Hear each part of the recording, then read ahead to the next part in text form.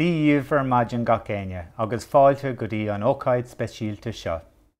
Good morning, colleagues and friends of the library.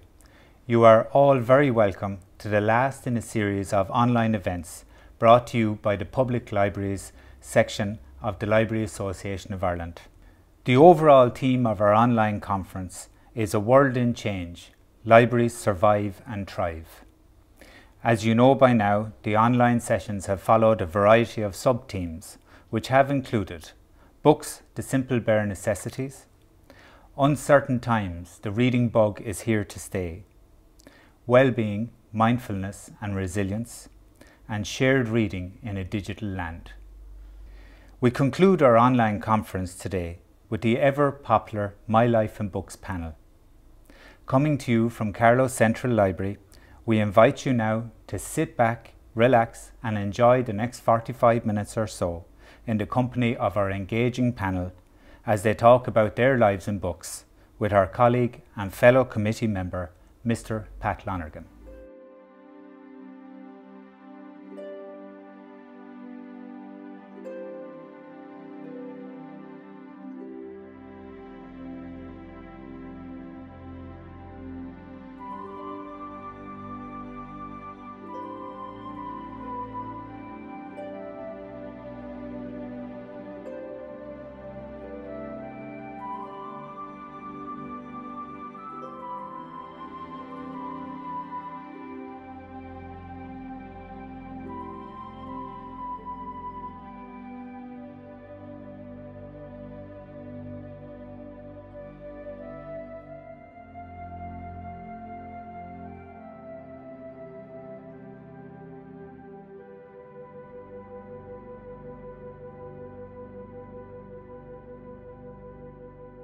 Thank you, John.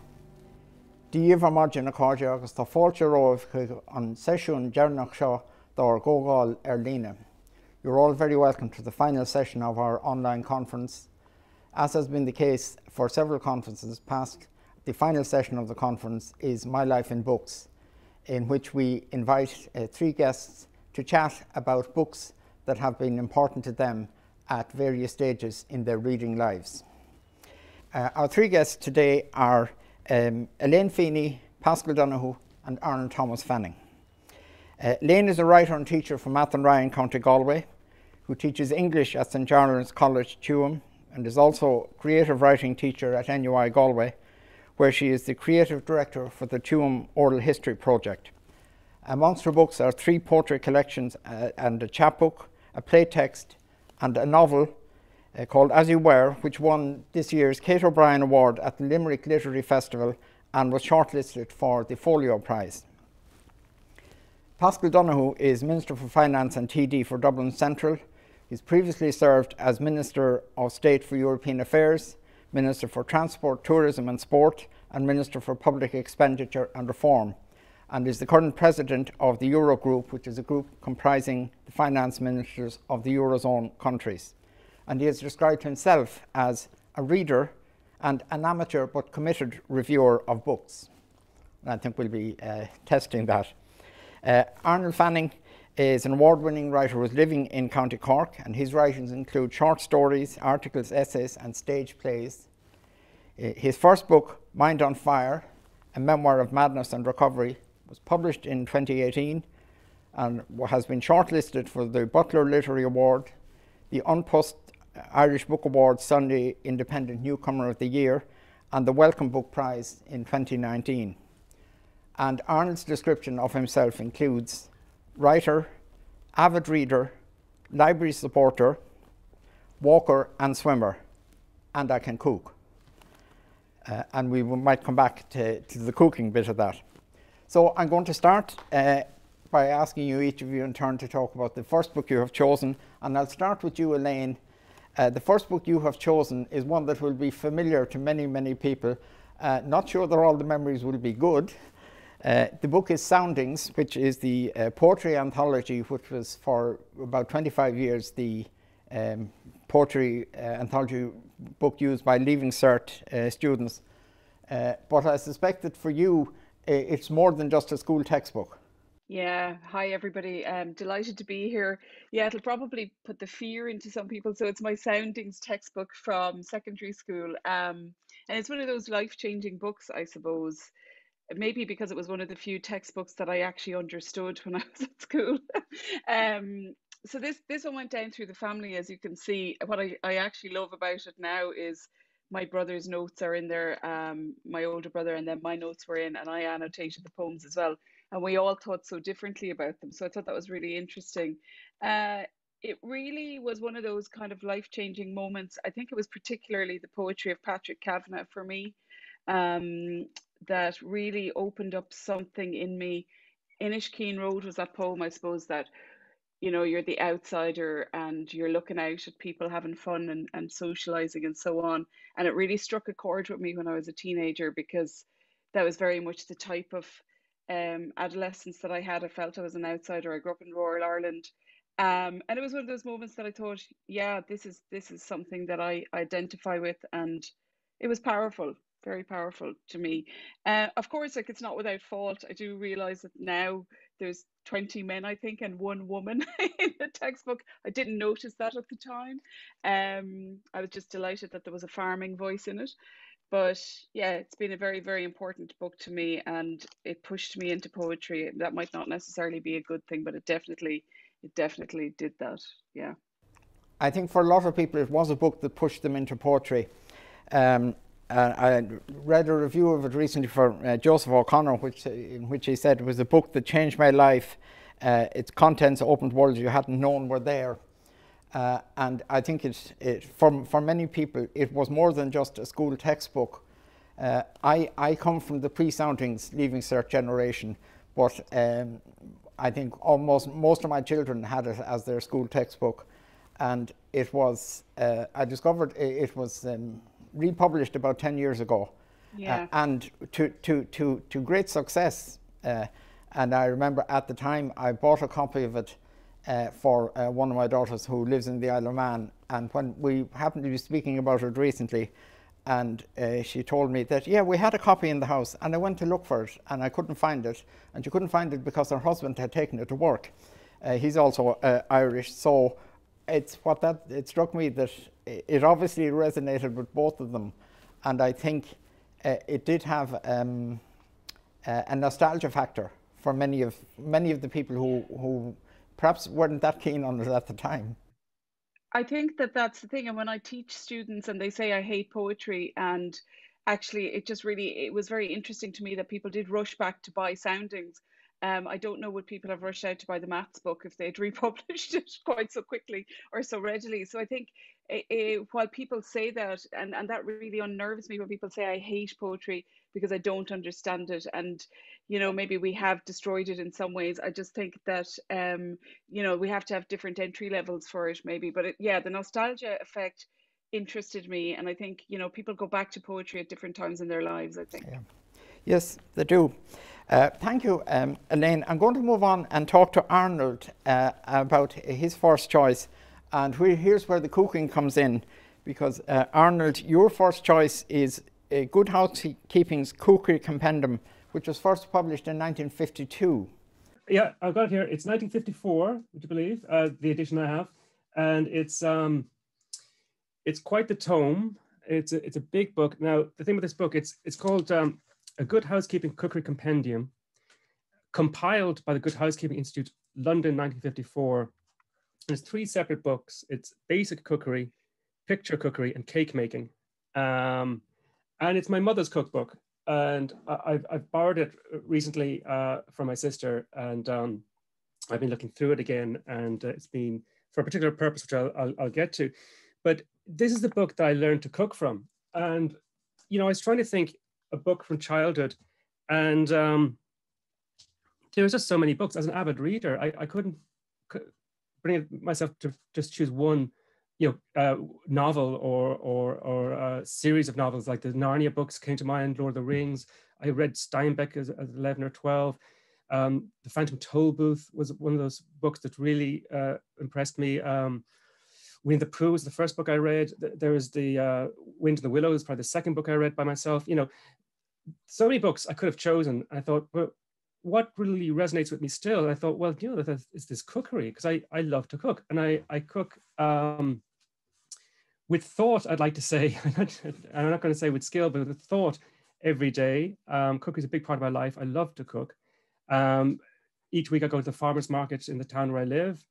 I like going to the fishmongers. There's a good bakery in the town where I live. I think about the ingredients and I put together food based on, you know, what's in the house.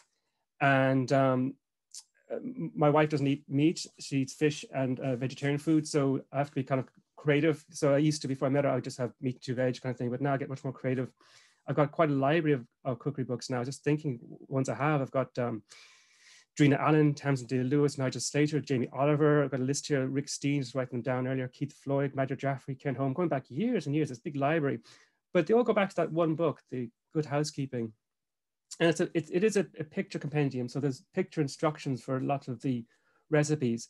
And I was a child when I started using that book. And when I say a child, I mean very, very small child.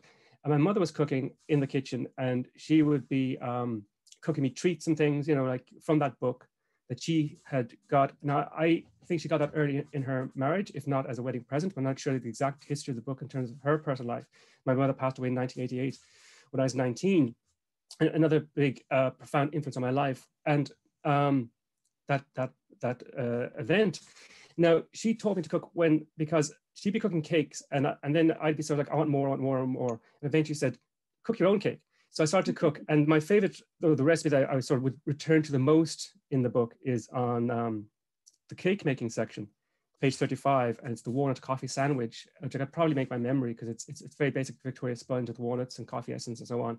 But I made that was my favorite cake. And because I was making it for myself, I kind of got indulged in making it more often than perhaps she would have made it if she was, you know, being really, taking care of her child in terms of diet and teeth and everything like that. So I was stuffing myself with cake because I was baking them myself. But a book like that, it brought me to cooking at the age of under 10, like I was 8 or 9 or something, I started to cook. And by the time I was a teenager, I was cooking, you know, I'd another book that my dad owned, which is the Great Dishes of the World by Robert Carrier, which is more like cordon bleu, and I was cooking sauce like bechamel sauce and mornay sauce and stuff like that. But that book started me off, huge pleasure in my life still today. The book connects me to cooking, which connects me to, you know, so much that brings me pleasure in my life. And the book connects me to my memory of my mother, who supervised my cooking at the start and then let me go away at the kitchen. And I ended up actually writing about the book, and that's why I have it in my possession. Like it was in my sister's house, but I have it now on loan because I wrote for an anthology, which some of you might have seen, the Music of What Happens, the Purple House Anthology of New Writing, and that was to support the Purple House Cancer Charity. And my mother passed away from cancer in 1988, as I mentioned, and triggering a huge number of events in my life. And I wrote about that book, and I wrote about learning to cook and about my mother. And in that little anthology, there's an essay there. So it's kind of circular, you know, it's sort of cooking, writing, and life all from that one volume. And do you still use it as a cookbook, Arnold? Do you still cook from it? It's all in imperial, so it could be used, you know. But I actually did try looking at some of that coffee sandwich cake recipe, for example, and it's like it's Fahrenheit, it's ounces and pounds, and it's fluid ounces and so on. It's quite an awkward one to use in terms of real-time cooking, and I do have a more recent edition of a Good Housekeeping cookbook. Actually, it's Good Housekeeping New Step-by-Step Cooking from 1998, which a friend gave me. So I have more modern ones with metric, which is more useful for today's chef. But they can be revisited. And I have other, I do write a lot of food memoir, actually, and I've been doing that in other aspects of my writing. And I have notebooks and recipe books belong to my father, for example. And everything's in imperial, but I have been looking at them for ideas. But I would go out and seek more modern recipes with metric. It's just that much simpler for the modern cook, I think. Certainly, from speaking from my own experience working in libraries, cookery books have always been popular, and you can't have too many of them. But I think the old ones are still quite good and quite popular.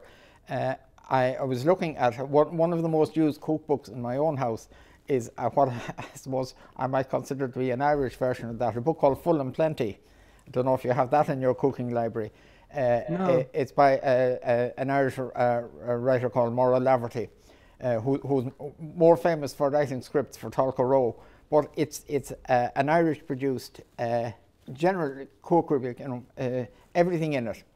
And I think there is certainly, the old ones are still good. Thank you, Arnold. I'm going to move on and talk to Pascal about your first choice of books, Pascal. And you're getting value for money here because your first book is in fact a trilogy. It's the Philip Pullman trilogy, His Dark Materials, and certainly dark and deep.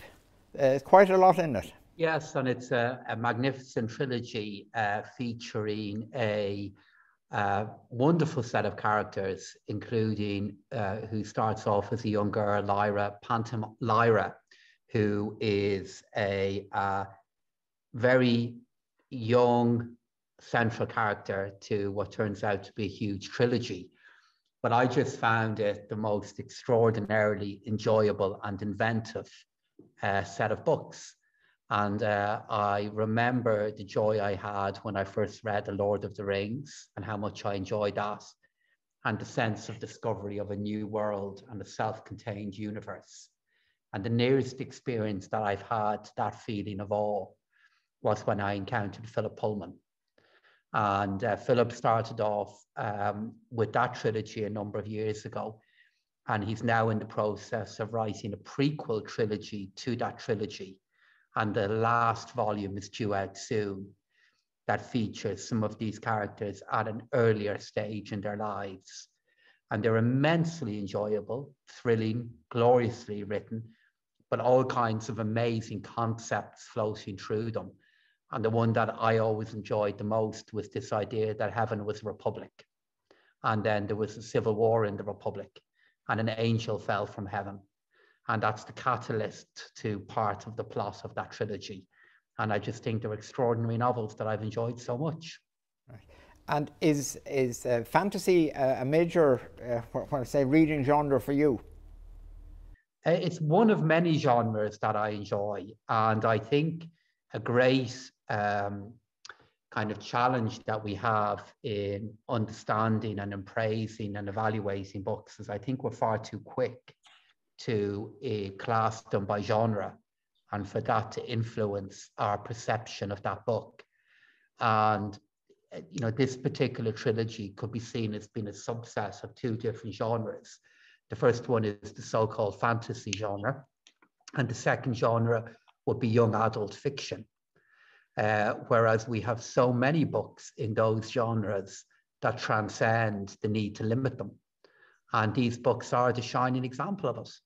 And I'm absolutely certain that in decades to come, this trilogy and Philip Pullman's writing will still be spoken about, still be read, and still be debated. And his legacy, his living legacy, is a shining example of how the finest of writing transcends the genre within which it's located. But yeah, I enjoy fantasy, science fiction, crime fiction, and lots of other non-genres as well. There is actually, there is more than fantasy in Philip Pullman. There's philosophy and theology, and the third part of the trilogy is very much about the religious side, if I remember rightly. Absolutely, and a running theme of the books is the whole concept of the power of conscience and the power of the individual.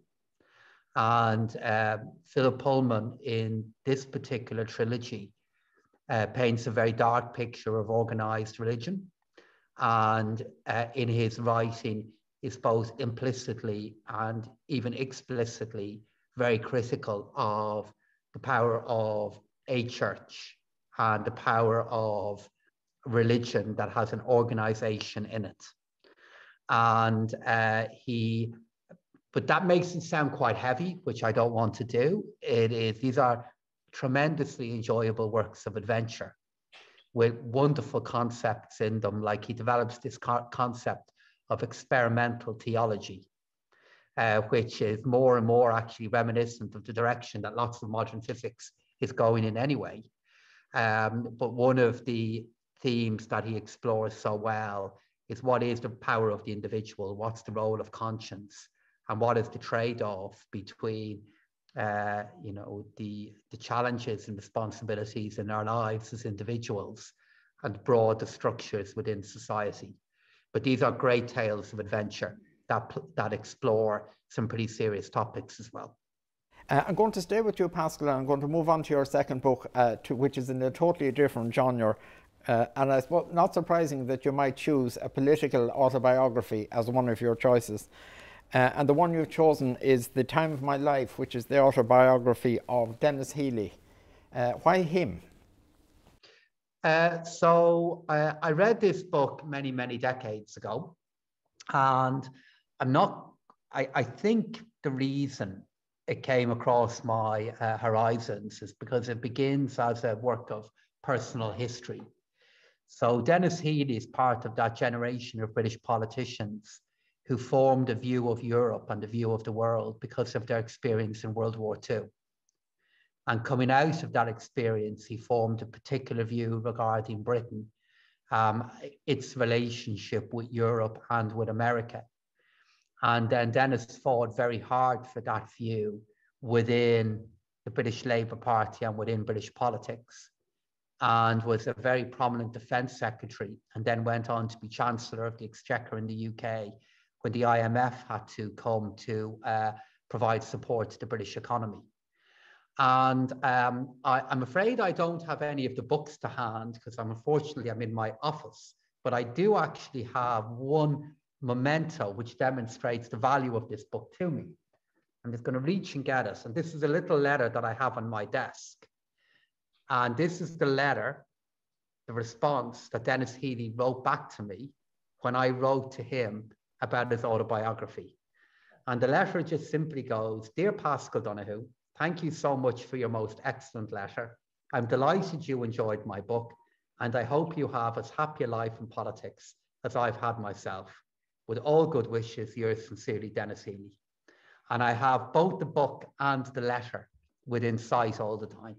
Denis, of course, Denis Healy is one of those people who would be whose name would feature when people talk about the best British Prime Minister we never had. Would you subscribe to that? Would you put him in that company? I'm not sure. You really only know, I think, what are the qualities that people have when they take over as a head of government. And I think if you look at the peers that Denis Healy had at that point, the peers that he would have had, like Jim Callaghan, like Roy Jenkins, there was a golden generation of in particular Labour Party politicians, all of whom had a good case to make for being Prime Minister or leader of the Labour Party as well.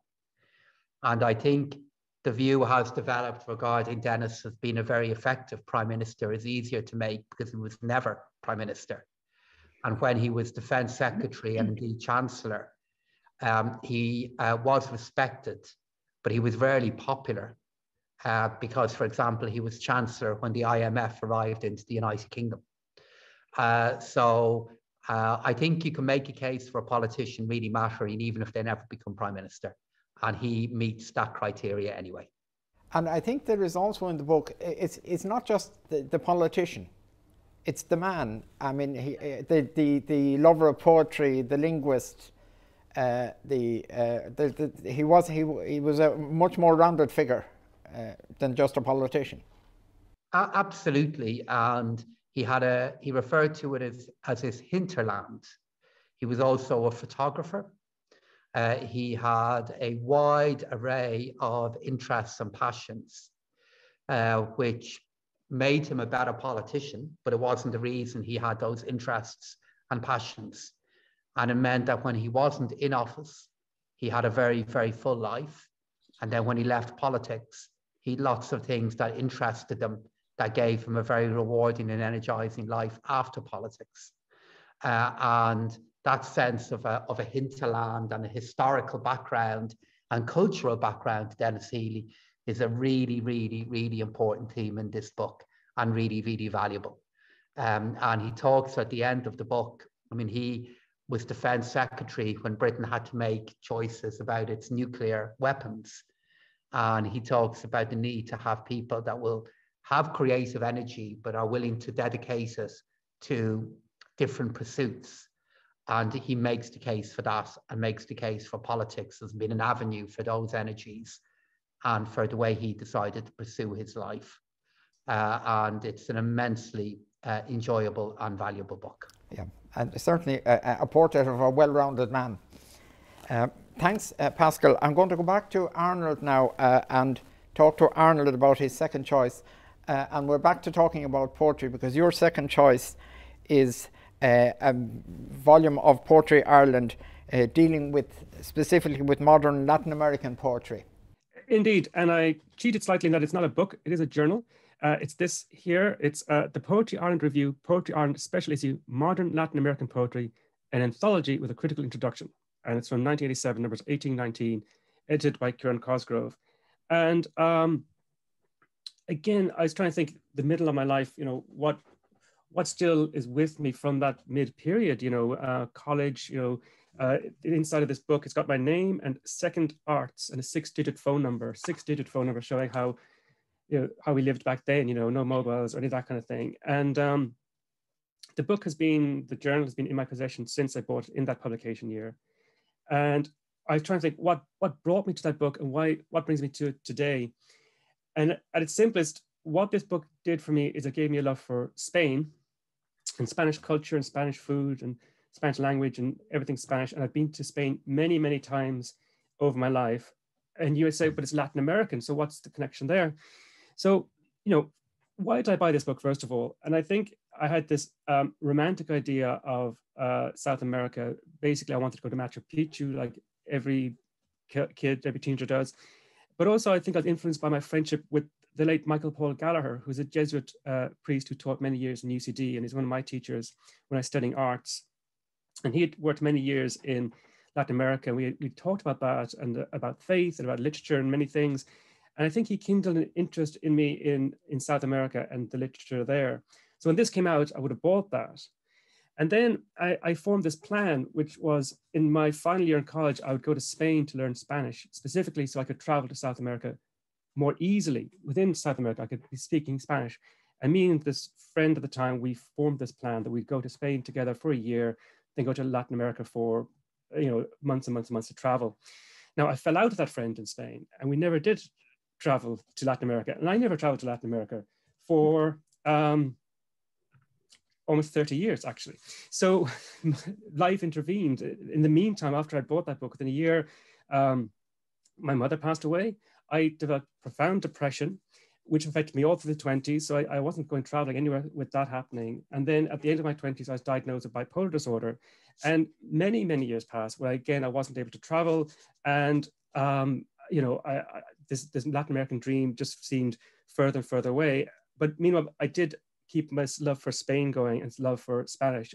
So much so, for example, that my favorite poem in the book is by Clarabella Alegria. And for my master's, after Spain, I went back and did a master's, I translated Clarabella Alegria for my dissertation project for one quarter of it.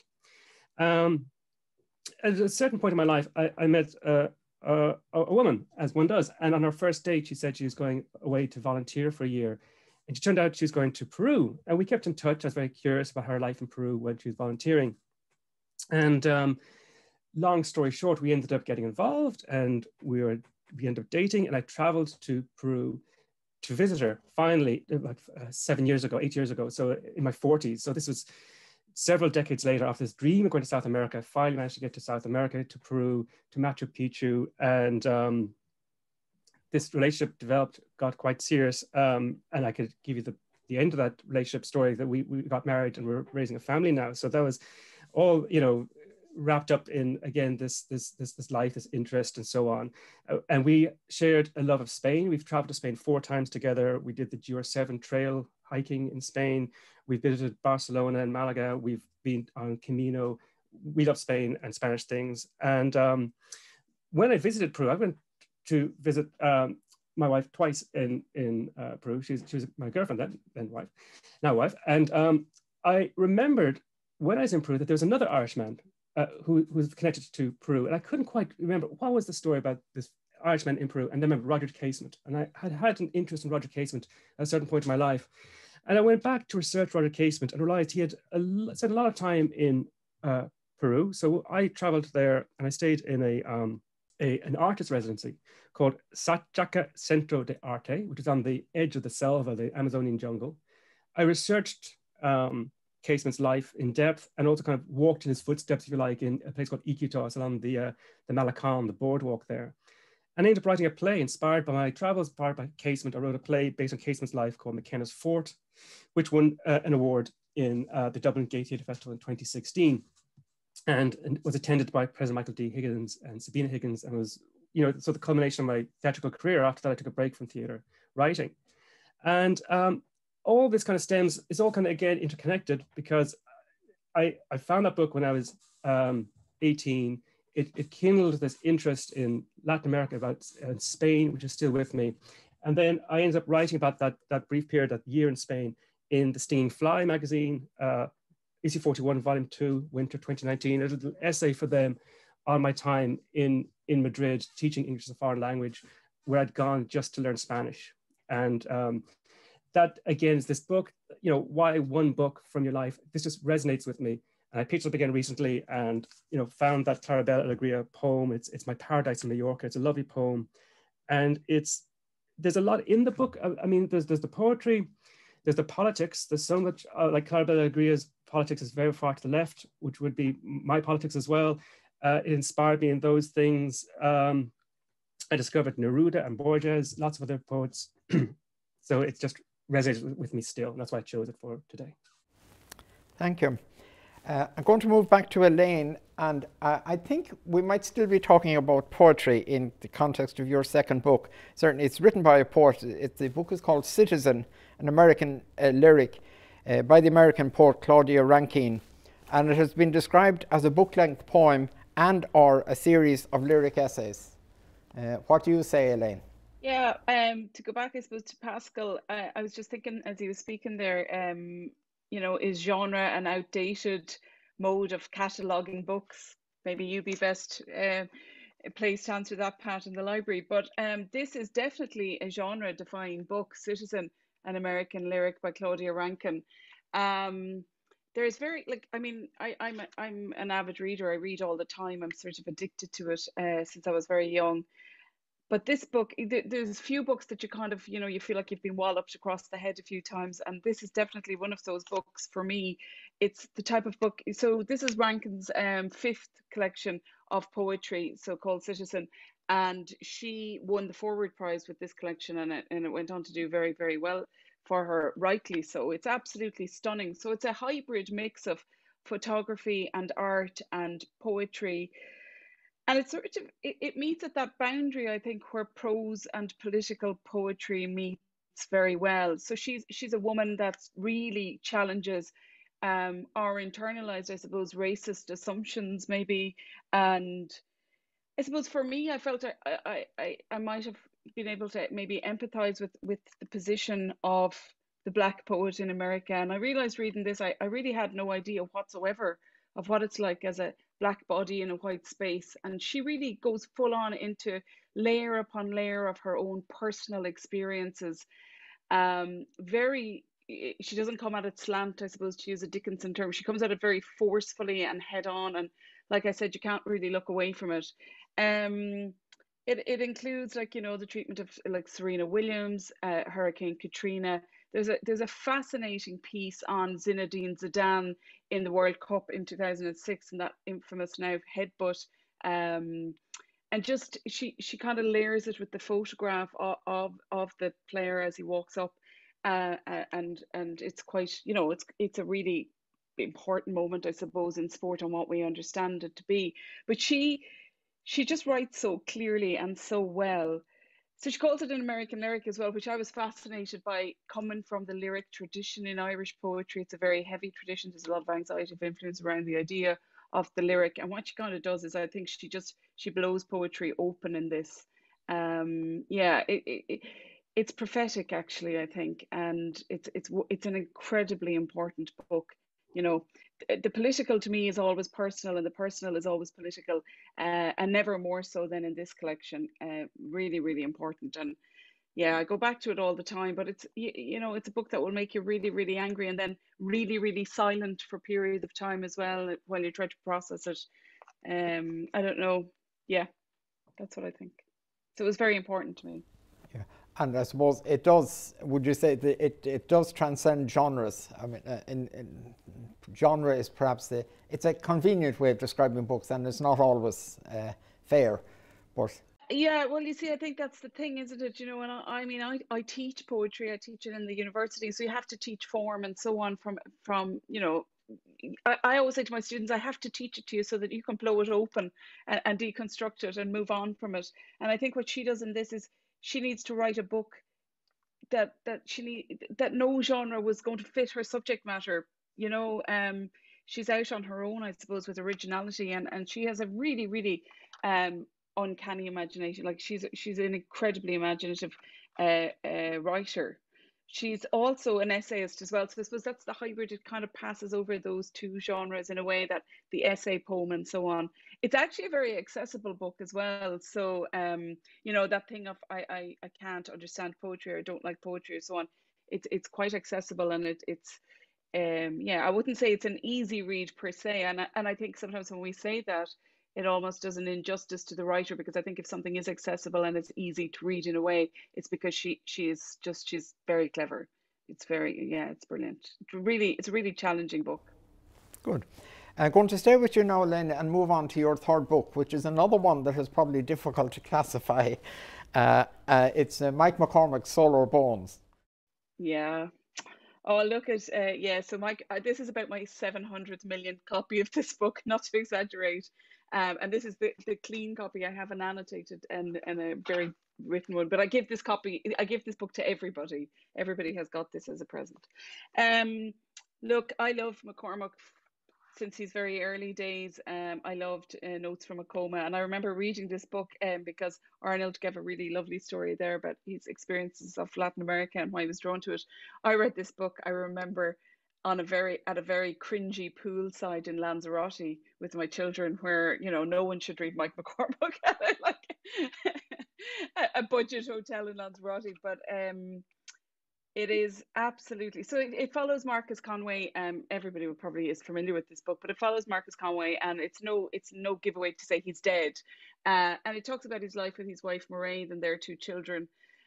What I love about it, firstly, yes, it's again genre defying insofar as it's one sentence long, but he does that quite seamlessly as well. A bit like Rankin, it's quite flawless. I never noticed that actually as I was reading the book. It's very nicely indented. Form is important to McCormick, but it's not that. It's not. There's a really, really beautiful kind of triangulation of the son and the father, Marcus as this civil engineer from Mayo, and his father. And for me, it just was an incredibly moving observation on what it means to be a man, maybe, or maleness, but in it, and then the daughter is this artist, and it's just he's just such a beautiful writer. I know I keep saying that, but he really is. It's also a really political book, and I don't think it often is given the credit for that. So he's also in this job, and obviously he's passed on, but he's reflecting on his life. In this job as a county engineer, and he's dealing with, you know, the political landscape at the time. The boom bust we're on the cusp of that recession, and just, you know, planning and building, and it kind of had encapsulated the whole country at that time. And he's in this awkward position between the worker and the politician, and he's just such a kind of an ethically decent guy. You just really root for him, and you know he's really in trouble trying to deal with these different offices, and also just trying to getting on with life, and his rural background. You know, like, because I grew up obviously on a farm, and McCormick has a similar background, the language was very evocative to me, and, you know, to talk about a Massey Ferguson and wellies and so on, in the way that it's beautiful poetry. I think it's an absolute classic. I think it's one of the best Irish books ever written. He's up there with the absolute best. Yeah, Solar Bones, I love it. I go back to it all the time.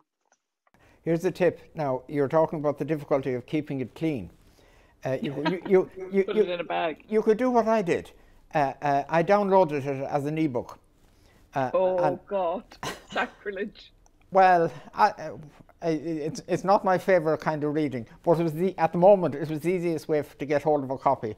Well, that's actually true, and also it'd be handy at the pool in Lanzarote because you could have loads of books. You could. But I say that as a committed reader of physical books, I would say, you know, they have their place. I'm going to. Oh, no, absolutely. Thank you.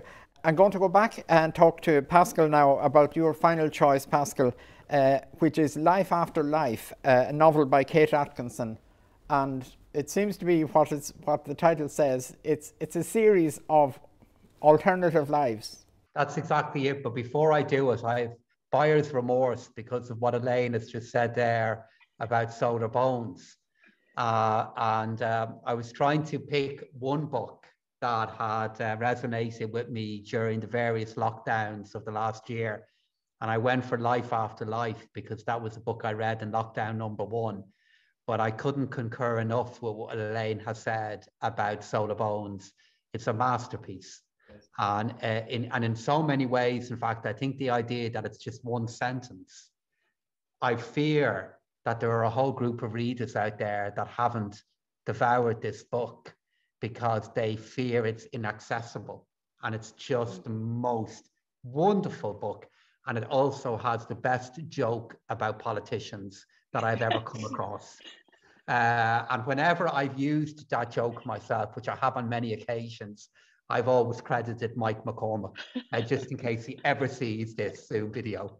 But yeah, I picked Life After Life because it was a book that I'd long meant to read. A good friend of mine who my books are much guided by his recommendations, has recommended this book to me for years.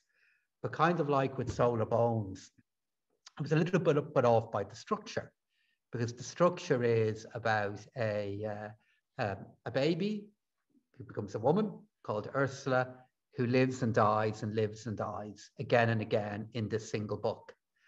And I was put off by that structure. I just thought it was incredibly complex, and how could I get a sense of progress if the main narrator keeps on dying? But anything but, because it is a story about a life that keeps on getting longer, and a family, and Britain and history. And it's incredibly enjoyable. And it features a family, I think, called the Todd family, that live in a house called Fox's Corner. And it's about their lives as well. And it was my novel of lockdown #1. And I loved it. Closely followed by Solar Bones, though. Well, Solar Bones, I think, is in a place of its own. It's such an extraordinary book. And a little while ago, I'm sure it's still available, the magnificent production of it that was done by Rough Magic was available there through, I think, Culture Ireland or the Arts Council. And that is also a very fine piece of theatre, because it brings that extraordinary book to life and does its many qualities great justice. But it is, Solar Bones is about politics as well, about councillors, about engineers, about a school with dodgy foundations, about a bridge that Marcus is concerned about, and it's about cryptosporidium as well, I think, and his role in that and his concerns about it. And it has great jokes about politicians, and but that's only the most minor quality of that book.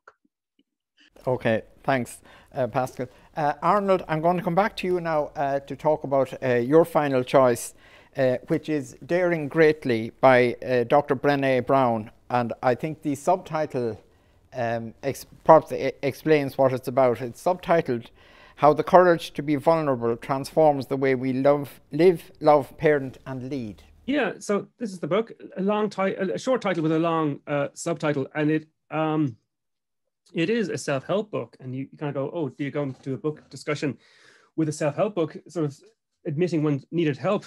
And but it's also a guide for living, and it's a way of thinking about oneself in the world and one's behavior. And the way I got this book is that the woman I was going out with, who's now my wife, sent me this book by, she bought it online. It got sent to my address. And it was a time when I was feeling very stuck in my life. Now, in my own book, I've talked a lot about mental health, my mental health struggles. And this is a time when I was not struggling with mental health issues per se, but I was very stuck and didn't really know what to do next with my life, how to get unstuck. A long period I'd been unwell. Now I knew as well as managing, but it really was just kind of getting by, and I wasn't thriving in any way. And my now wife bought me this book online, and it arrived. And a few things immediately jumped out when I started reading the book. The title derives from Theodore Roosevelt. It talks about the person who, if he fails, in trying, at least he fails while daring greatly. And right at the very start, Brené Brown's own words, she writes, "When we spend our lives waiting until we are perfect before we walk into the arena, we squander our precious time." And that really resonated with me. And I resisted the fact that it was a self-help book by an American, kind of life coach in a way, a social worker and doctor. And I thought, do I want to get into this whole thing of self-help and help myself helped? But that word vulnerable as well really sounded a bit cheesy and so on. But then I read the definition. It says, "I define vulnerability as uncertainty, risk, and emotional exposure." And on the same page, she says, "To put our art, our writing, our photographs, our ideas out into the world with no assurance of acceptance or appreciation, that's vulnerability." And I started to think, maybe the problem is I'm just too stuck, and I'm waiting to be perfect. I'm waiting to not fail at things. And then I remembered that words of Beckett, "Try again, fail better." I remembered the words of another book which I really loved, I nearly chose for today, which is Bird by Bird by Anne Lamott. It's a book on creative writing. And she quotes Daniel Hillel, and he said, "I get up, I walk, I fall down, meanwhile I keep dancing." So all these kind of things were resonating as I read this book. But the thing that really changed my life, and this is why I brought the book today, again, it's like, here's this book, what's it doing in my life? What's the importance? It turned around my life in a very simple way. Brené Brown has a passage where she has a question. What would you attempt to do if you knew you could not fail? And she turns it around and she says, what's worth doing even if I fail? And I was stuck in my life, and I read that passage, and instantly the answer popped into my head. I would like to teach creative writing. I would like to teach creative writing. I was working in an administration job at the time, and I really wanted more in my life. I'd been playwriting and screenwriting and writing stories and so on. I wanted to do something more meaningful, connected to writing. I thought, I'd love to teach creative writing as a career. And immediately popped into my head, I can't do that. And then I read that passage, what's worth doing even if I fail? I'd like to teach creative writing. How can I do that? And that's started a new journey in my life. How can I do that? How can I get to be a creative writing teacher? And what did I do? I went to the trainer course, and I went back into education. I went to Manchester Metropolitan University, the degree in creative writing, which is all about pedagogy, about the theory of teaching. And I did a module in memoir in Queen's University in Belfast, which is wonderful. And I ended up teaching creative writing workshops for the Irish Writers Centre in UCC, in DCU, the Stinging Fly Summer School, and last year I was writing residence in NUIG. So it completely changed my life. And now, I'm writing a lot, and I teach creative writing, I do mentoring. I'm going to be writing residence for the Carla Writing Residence Program in 2021 later this year. And it all came from reading that passage in that book, What's Worth Doing Even If I Fail? And that book changed my life. It seems to be about embracing and if you like, using your vulnerability. Yeah, and again, I really struggled with that word. And it's not a word I would use to describe myself instantly. But again, when it comes to things like, she uses this, there's a very good TED talk with Brené Brown, which is still online, and it's been viewed many, many, many times. And it's before the book, a few years before the book, it kind of led to the book. And she talks about using courage, which is part of vulnerability. What is courage? And she says it's the strength to tell your own story from the heart. And that things like that, these kind of thoughts really resonated with me. And I ended up writing my own story in my book, you know, from the heart, you know, and she talked about shame and how to counter shame by saying I'm worthy of something, you know, simple things like that. And it took me a huge effort to write my story about mental illness because I was so ashamed of it at the time, to hide it from people. They'd been writing about it very publicly in a book. So all this kind of seeped in at different levels, and beginning with that question, you know, what would you do if you didn't wait for perfection? What would you do if you didn't wait to take risks? And I began to take risks in my life. Thank you, Arnold, and thank you all of you, Elaine, Pascal and Arnold, for sharing with us some of the books that have been significant to you in your lives. I enjoyed it greatly. Thank you. Thank you. And now, Jorge, we have arrived at the end of our conference. So I'd like to ask the chair of the Public Library section, John Shortall, to say a few words to bring the conference to a close. I hope you have enjoyed it. I hope you've enjoyed all the sessions of this conference, and there won't be long before we can do it again in person. Marsin Umshe, Gormila Mahagov, Slán Gofol, August Gmermi Bior, Naumshe Harish. Thanks, Pat. Thank you, everyone, for tuning in today and over the last few months to the LAI Public Library Section Online Conference 2020-2021. We have very much enjoyed organising the series, and we hope that you have enjoyed watching. If you missed any of the series, they are all available on the Library Association website at www.libraryassociation.ie. Thank you to all the participants who willingly gave their time, experience and knowledge for all our benefit. Thank you to our sponsors, and thank you to GK Media for all their hard work in the production of this series. Thank you also to my fellow LAI Public Libraries Section Committee members, Josephine Vahy, Emer Donohoe, Brendan Teeling, Mary Murphy, Jackie McIntyre, Melanie Cunningham and Pat Lonergan, whose ideas, enthusiasm and hard work made the online conference possible. We now bid you farewell and hope that we will meet again very, very soon in person. Slán agus beannacht. Goodbye, take care and stay safe.